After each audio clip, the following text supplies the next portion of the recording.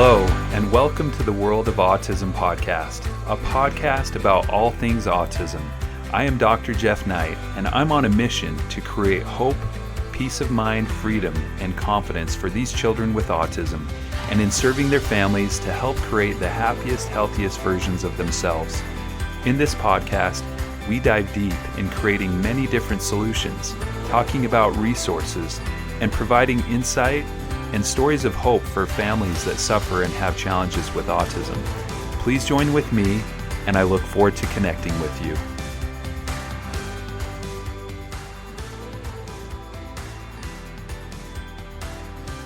Hello, my friends. This is Dr. Jeff Knight, your host of the World of Autism podcast.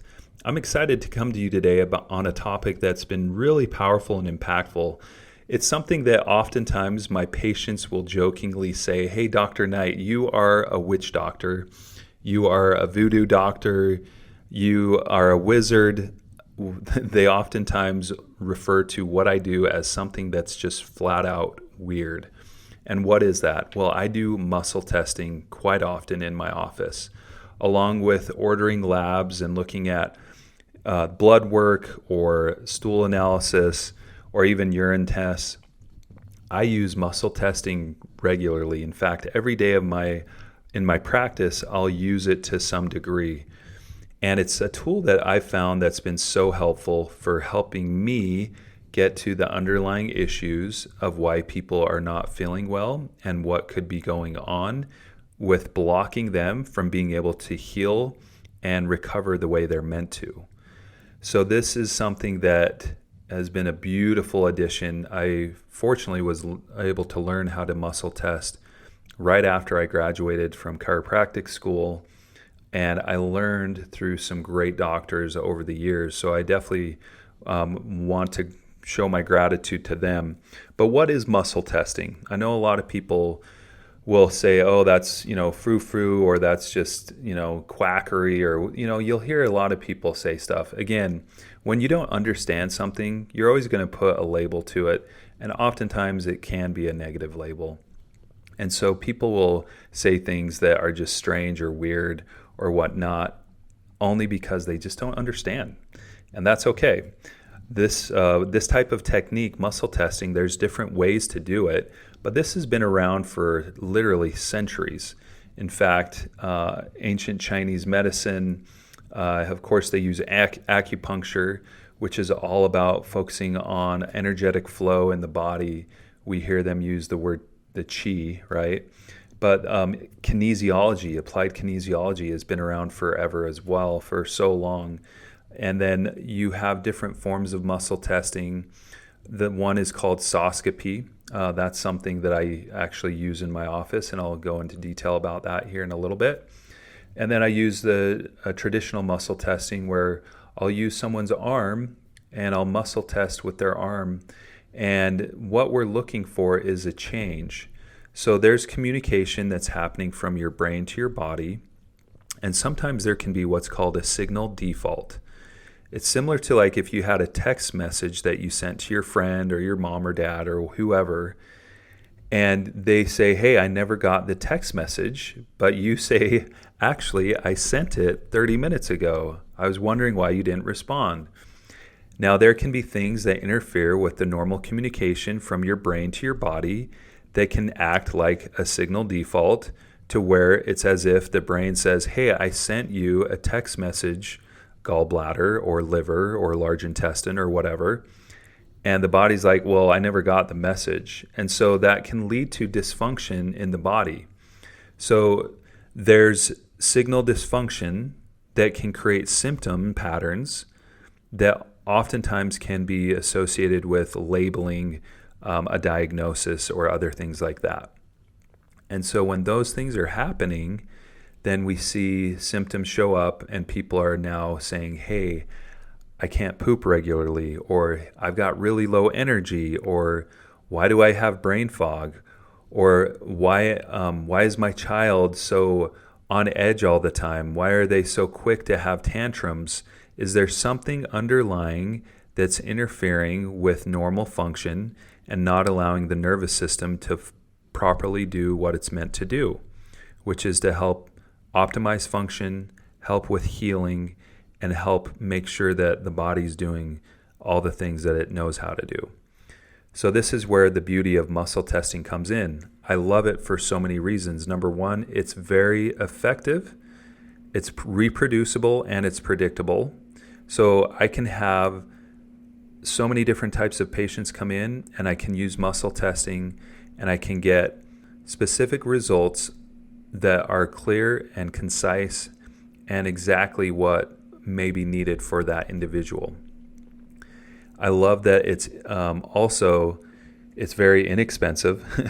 We can order MRIs, we can order CAT scans, we can order blood tests and urine tests, and actually I do use those tests quite regularly still. But this is a way where we can get a lot of information for very, very inexpensive, meaning we don't have to spend the $500, $1,000. I mean, some people will spend $3,000 to $5,000 just to do some different testing for blood work or labs or other things that may be helpful. And I love that stuff. I mean, I use that stuff all the time. In fact, we'll definitely dive into some details around blood work in the future with this podcast.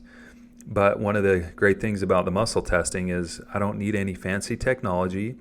All I need is an individual and myself, and I can get wonderful information and results.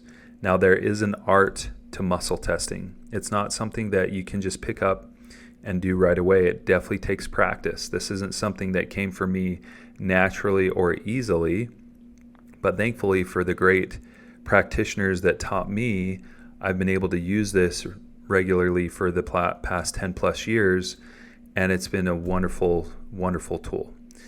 Just to give you an example, I had a patient just recently who came in, and we discovered that there was some stress in the liver, and it was associated with parasites.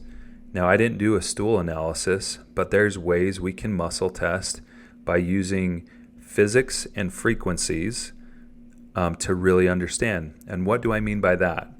So many people are familiar with how metal detectors work. And the metal detectors, you do not need to touch the metal for that metal detector to beep. It can be on the surface of, let's say, example, someone that's at the beach and they're like scoping through the sand, trying to find any metal under the sand. Maybe they're going to find some loose change. Maybe there's some car keys. Maybe there's other treasures they're looking for. But that metal detector, as we know, it will beep once it's hovering over an area that has metal. Now, use that same concept, and we use that same basic technique or technology by using specific frequencies to understand what might be present in the body. For example, I have these little vials that have what's called an electromagnetic signature, or it's imprinted with a specific frequency, and we'll use the frequency of a parasite, for example. And that frequency, we can hold that have that in the vial, and I can hold that against the individual.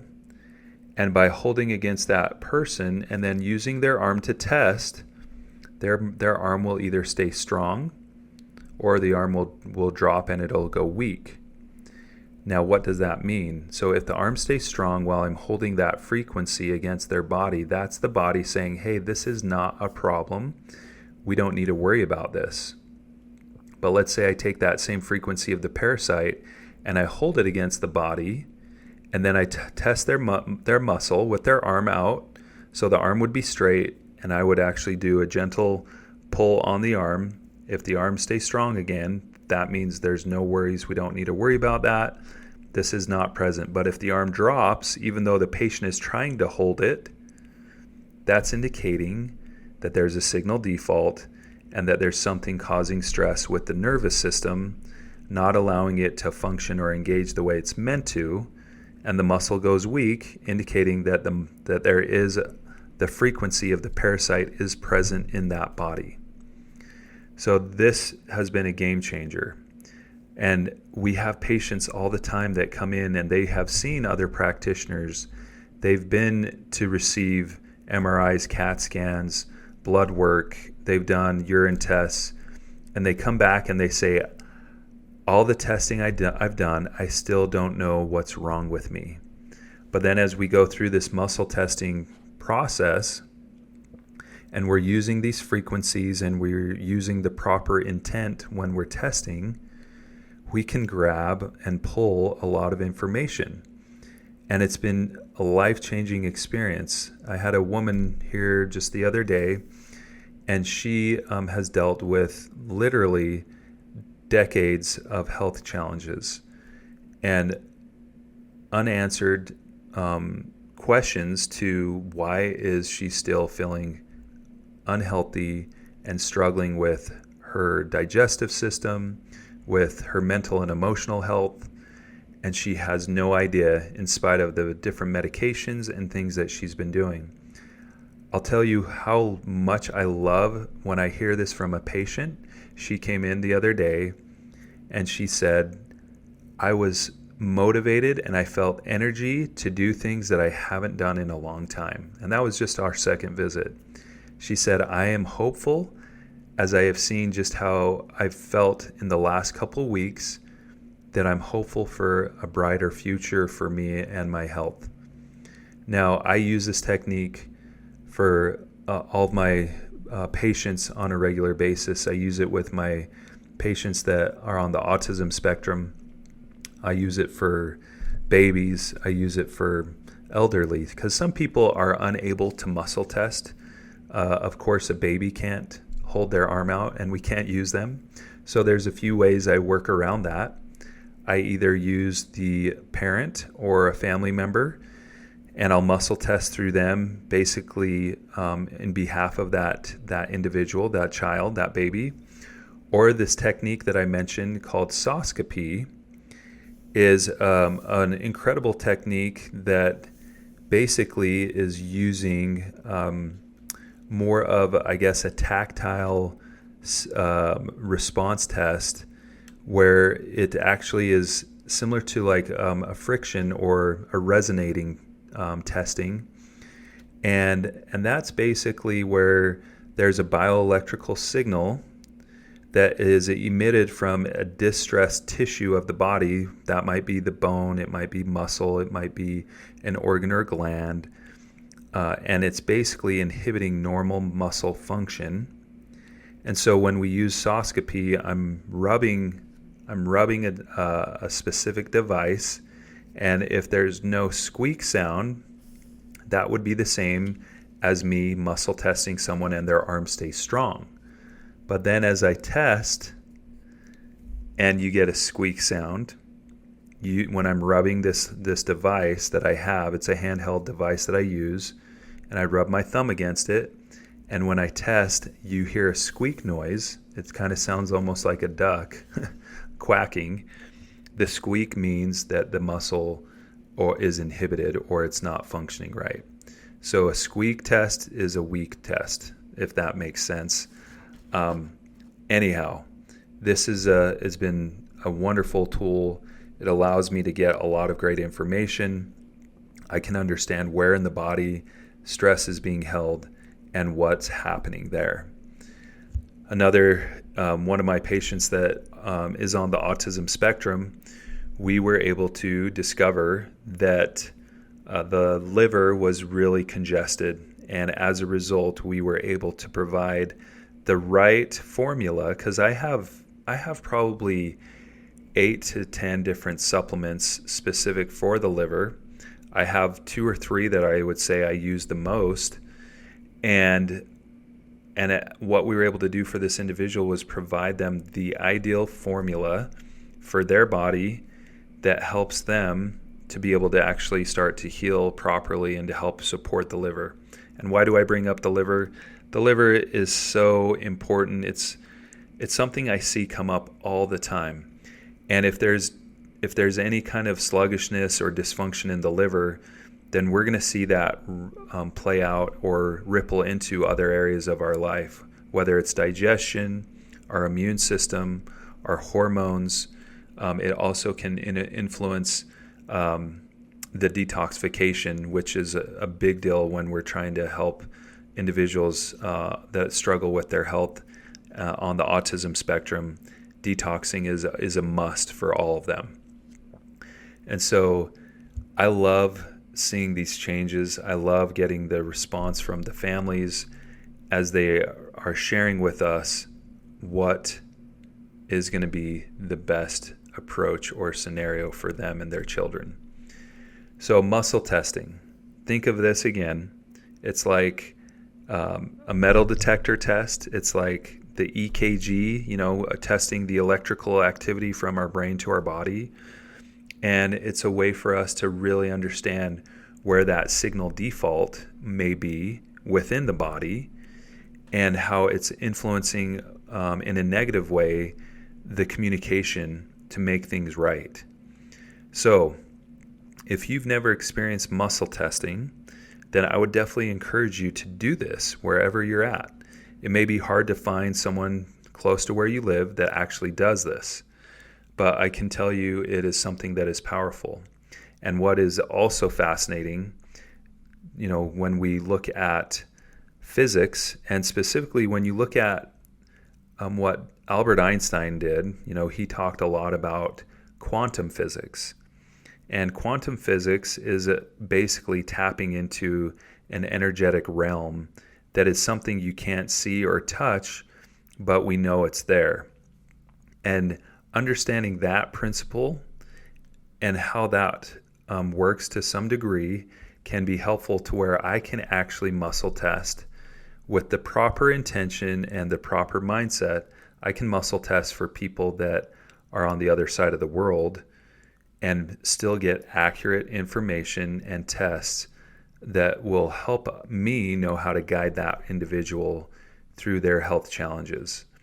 And so I've got several patients, for example, that I've never even met in person, but because of understanding their history, gathering information from their symptoms and any kind of blood work that they might have or any other testing, and maybe they don't have blood work, and that's okay, but I can still do some muscle testing using the squeak method, the soscopy, and I can test to know for sure what might be going on in them and with their health challenges and why they're not improving or healing.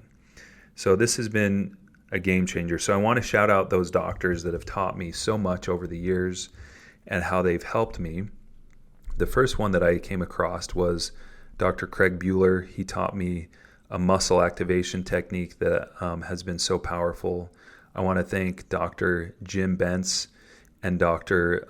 Alan Phillips from the Neurological Integration System. They are incredible doctors that have helped me a ton with the nervous system and understanding how to best support and help the brain and the body. I want to thank Dr. Lisa Palmer with the technique that I use there, which is quantum nutrition testing. And then I want to thank Dr. Milton Dowdy. The technique that he teaches is called biosystems integration. And his technique is one where I learned how to do the soscopy or the squeak testing. So I'm super grateful for so many wonderful doctors that have helped me and helped me really get to a point to where I'm really effective and efficient in serving my patients on a deeper level. And we can gather, again, incredible information through muscle testing. And it complements every other type of testing that I do, which is so great. I hope this has been helpful for you, and I encourage you to look for some practitioners out there that have this skill close to your home.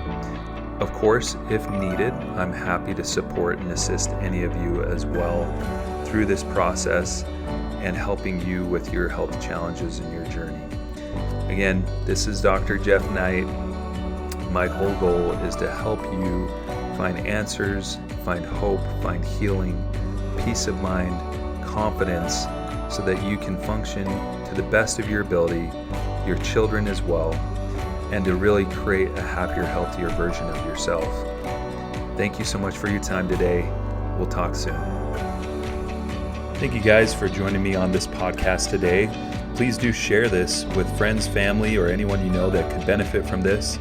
And also subscribe to our podcast so that you can be notified when we release future episodes.